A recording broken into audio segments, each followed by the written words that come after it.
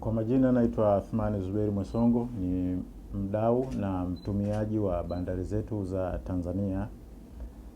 Nashukuru ndugu waandishi wa habari kwa kunitembelea ofisini kwetu kuhusiana kupata maoni ya Port Infrastructure Development Levy.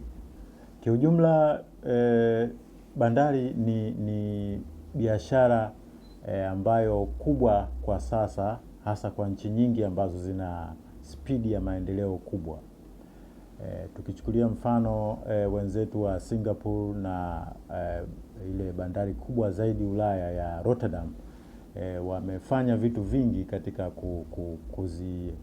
kuzifanya nchi zao ziwe za kisasa na bandari zao kuwa za kisasa. Bandari ndiyo ateri kuu ya biashara ya dunia kwa sasa, ikichukua 80% ya biashara zote za kimataifa. Kwa hiyo hii ni hub muhimu ya biashara za kimataifa, na nafikiri kama serikali itafanya uwekezaji mzuri na kuhakikisha kuangalia wenzetu wanafanya nini na wao kuwakaiga ili kuwa na biashara ya kisasa ya bandari, nafikiri ni jambo zuri. Na nilipopitia hii tozo wenzetu wanavyoifanya si ngeni, ni tozo maarufu na wenzetu walishavuka huko. Kwa na sisi tukichukua kwa lengo la kuitumia hapa kwetu ili tuweze kupata maendeleo, nafikiri ni jambo zuri.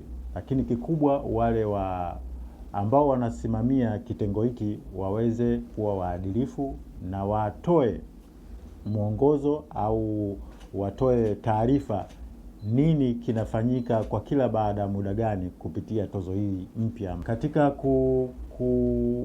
kuhalalisha au kuunga mkono hii tozo, leo hii tukiangalia Rotterdam peke yake, uwekezaji ambao umefanywa ni kutokana na matokeo makubwa ya tozo kama hizi ambazo zimekuwepo pale Netherlands.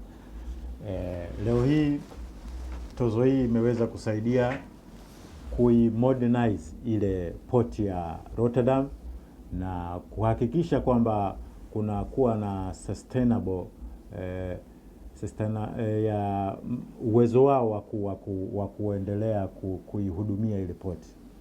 Na pia imeenda mbali zaidi ya hapo tu hawakuishia kwenye port.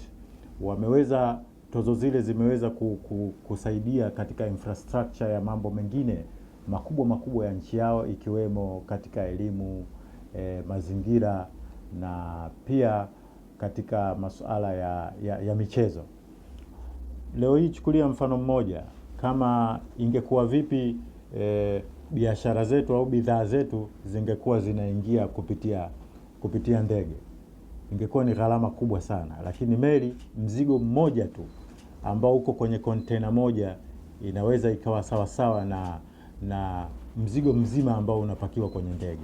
Hiyo ni container moja tu ambayo inabebwa katika meli. Kwa hiyo tunaweza kuona umuhimu wa kiasi gani wa biashara ya bandari ulivyo. Tupo mwaka wa mbele. Imewashika.